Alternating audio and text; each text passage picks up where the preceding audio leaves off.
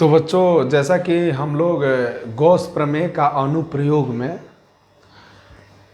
के first lecture में देखा था कि कोई भी खोखला गोला है तो खोखला गोला के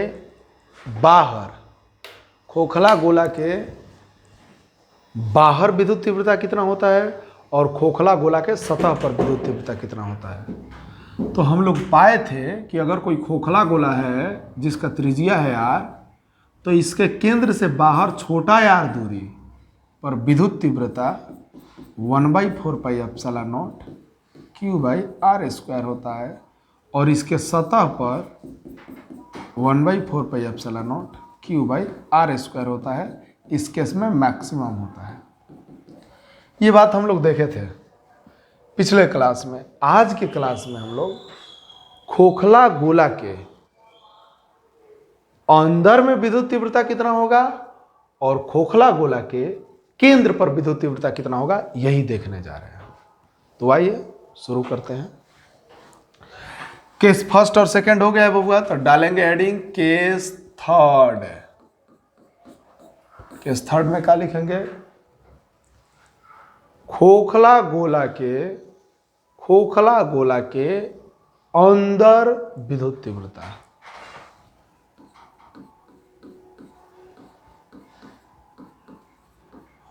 खोखला गोला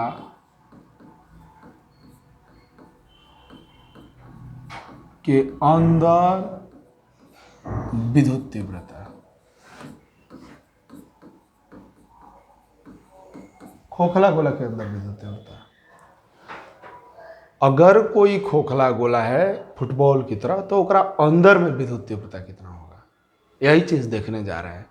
वो ये आपको पता है कि आपको हमेशा 4 प्रोसेस फॉलो करना है। सबसे पहला विद्युत flux d∅ = EdA cos theta formula लगाएंगे। इस फार्मूला के अनुसार पूरे सतह से निकलने वाला कुल विद्युत फ्लक्स निकालेंगे। फिर इसके बाद गॉस प्रमेय लगा के बंद पृष्ठ से गुजरने वाला कुल विद्युत फ्लक्स निकालेंगे।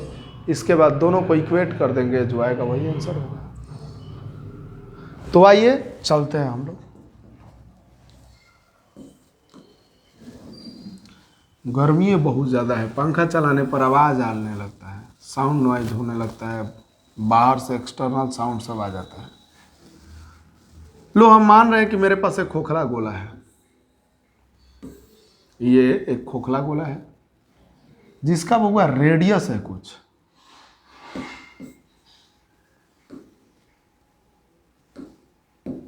हम ऐसा मान रहे हैं कि मेरे पास एक ये खोखला गोला है जिसका रेडियस है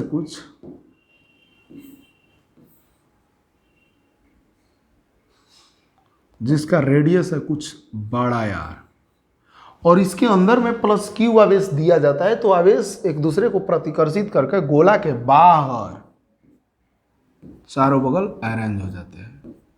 तो हमने माना कि मेरे पास एक खोखला गोला है जिसका त्रिज्या बड़ा r है और इस पर बाहर में +Q आवेश स्थित है। अब बोला जा रहा है कि आप अंदर में अगर ये केंद्र बिंदु है तो खोखला गोला के अंदर में छोटा r दूरी पर आप हेजे बताइए बिंदु P पर की विद्युत तीव्रता कितना होगा। हेजे बताइए खोखला गोला के अंदर में विद्युत तीव्रता कितना होगा। तो सिंपल सा बात है, जहां पर विद्युत तीव्रता निकालना है हम क्या करते हैं, एक काल्पनिक पृष्ठ खींचते हैं और उस पृष्ठ को गॉसीय पृष्ठ कहते हैं। लो, हमने क्या किया कि एक काल्पनिक पृष्ठ खींच दिया। इस पृष्ठ को क्या बोलेंगे? गॉसीय पृष्ठ। ये गॉसीय पृष्ठ इस प्रकार से खींचा जाता है कि ये बिंदु P इसके सतह पर आ जाए।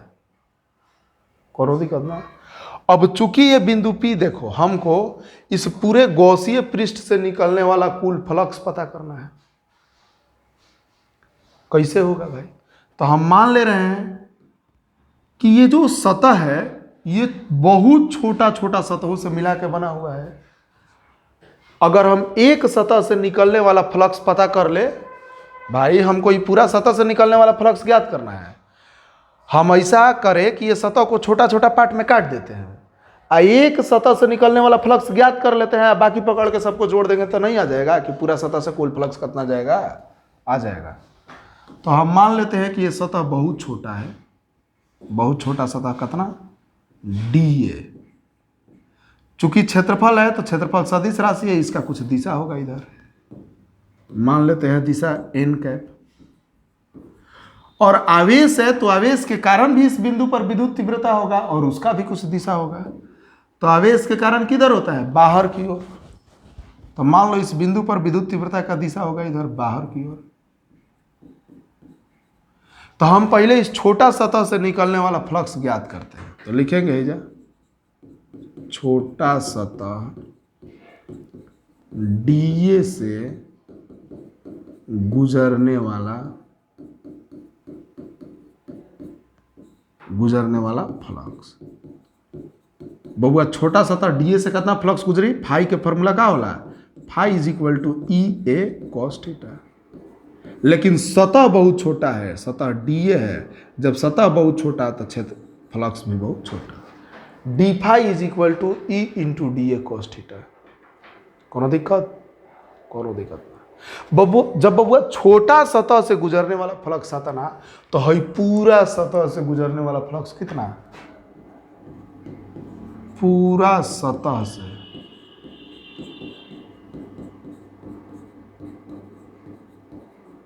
गुजरने वाला flux,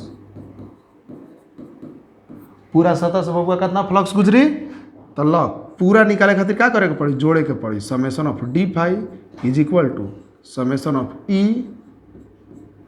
into DA cos theta. Theta का वैल्यू बबुआ कितना, थीटा का वैल्यू 0 डिग्री, क्योंकि दोनों एक ही तल में है, तो theta is equal to 0 degree. तो summation of d phi is equal to summation of E into DA cos 0। E को बाहर निकालते हैं, summation of d phi is equal to E cos 0 का वैल्यू क्या था ना 1, समेशन ऑफ DA। बबुआ हई पूरा गोला है, गोला का क्षेत्रफल कितना होता है 4 pi r square, 4 pi r square. तो summation of d phi is equal to E into 4 pi r square. किसी को दिक्कत है, इक्वेशन फर्स्ट। बबुआ पूरा सतह से कितना फ्लक्स निकलेगा, E into 4 pi r square निकलेगा। कोनो दिक्कत ना, कल वाला कंडीशन में भी हम यही किए थे। अब गॉस थ्योरम आपको आता है तो गॉस थ्योरम लगा लेंगे। अब गॉस प्रमेय से, गॉस प्रमेय क्या बोलता है कि किसी भी सतह से निकलने वाला कुल फ्लक्स बराबर होता है 1/ε0। और ये जो बंद पृष्ठ है, इस बंद पृष्ठ के अंदर स्थित आवेश, बता बबुआ बंद पृष्ठ के अंदर आवेश कितना बा, कुछ हुआ ना 0, सब तो आवेश बाहर घूमता है। बंद पृष्ठ के अंदर आवेश कितना 0, तो ये क्या लिख देंगे 0। तो समेशन ऑफ डी फाई 0 से कुछ हुए में मल्टीप्लाई किए 0, इक्वेशन सेकेंड। कोनो दिक्कत ना। इक्वेशन सेकेंड में देखो summation of d phi, equation first में देखो summation of d phi. LHS दोनों का बराबर था, RHS भी क्या होगा बराबर, इक्वेशन 1 तथा 2 से। इक्वेशन 1 तथा 2 से LHS बराबर था, RHS भी बराबर है, यानी E into 4 pi r square बराबर होगा 0 के। तो E बराबर क्या हो जाएगा, इक्वल टू के एक तरफ, बाकी सबको एक तरफ, 0/4 पाई r स्क्वायर। 0 में कुछ हुआ से भागा दीजिएगा 0। बबुआ E अंदर जो होता है ना, ये हमेशा 0 होता है। खोखला गोला के अंदर में विद्युत तीव्रता 0 होता है, शून्य होता है। खोखला गोला के अंदर बबुआ विद्युत तीव्रता हमेशा शून्य होता है। जब खोखला गोला के अंदर में विद्युत तीव्रता शून्य, तो केंद्र पर कितना शून्य। तो एजे केस 4 का भी अगर बात कर ले, तो खोखला गोला के केंद्र पर भी विद्युत तीव्रता शून्य होता है। जब अंदर में शून्य तो केंद्र पर भी शून्य।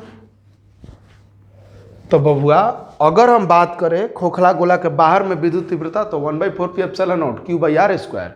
खोखला गोला के सतह पर सबसे ज्यादा 1/4πε0 Q/ त्रिज्या के स्क्वायर, और अंदर में 0 और केंद्र पर 0। बबुआ खोखला गोला के अंदर में विद्युत तीव्रता 0 होता है, इसी आधार पर एरोप्लेन का शेप दिया जाता है। कभी सुने हैं कि एरोप्लेन पर बिजली गिरा है? नहीं। काहे कि एरोप्लेन पर बिजली भी गिरेगा तो चारों ओर डिस्ट्रीब्यूट हो जाएगा सरफेस पर। एरोप्लेन का शेप खोखला गोला जैसा दिया जाता है, और खोखला गोला के अंदर विद्युत क्षेत्र 0 है। कतनो बिजली गिरेगा तो आपको मरबे नहीं करेगा, आपको हानि नहीं पहुंचाएगा, अंदर के चीज को हानि नहीं पहुंचाएगा। कभी भी बिजली उजली गिरे तो चुपचाप खोखला अंदर के गोला के अंदर जाकर छिप जाइए, उस पर कहियो बिजली गिरिए नहीं सकता है, आपको कुछ होइबे नहीं करेगा। इसी बेसिस पर निकोलस टेस्ला साहब एक पिंजड़ा बनाए थे, लोहा का पिंजड़ा बनाए, बोले कि हम एक अंदर बैठ जाते हैं, आप बहरी से कतनों करंट दीजिए, उनको नहीं मार रहा था, करंट लगबे नहीं कर रहा था।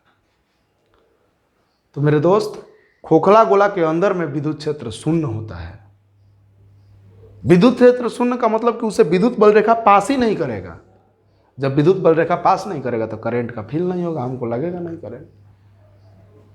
तो ये 4 कंडीशन था, किसी को दिक्कत नहीं होना चाहिए, हमको लगता है। बबुआ इस पे ग्राफ आता है, ग्राफ, इस पे ग्राफ आता है। जैसे हम लोग लिख सकते हैं कि खोखला गोला के लिए विद्युत तीव्रता तथा दूरी के बीच ग्राफ, मैंने हेडिंग डाल के खोखला गोला तथा खोखला गोला के लिए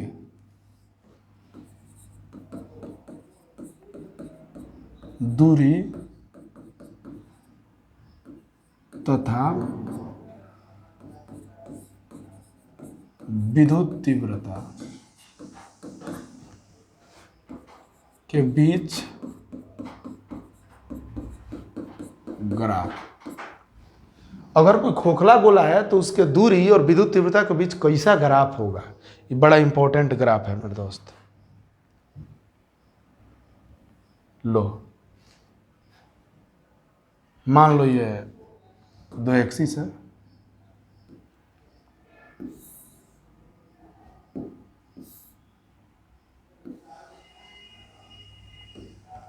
इधर हम एक्स एक्सिस और ये वाई एक्सिस, इधर हम दूरी को रिप्रेजेंट कर रहे हैं,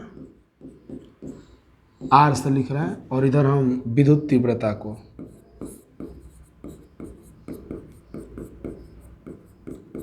ई से लिख रहे हैं। चलो लो, सिचुएशन को थोड़ा सा समझो। अगर बात करें पहला कंडीशन केंद्र पर, ई केंद्र, तो केंद्र पर विद्युत तीव्रता कितना है? 0।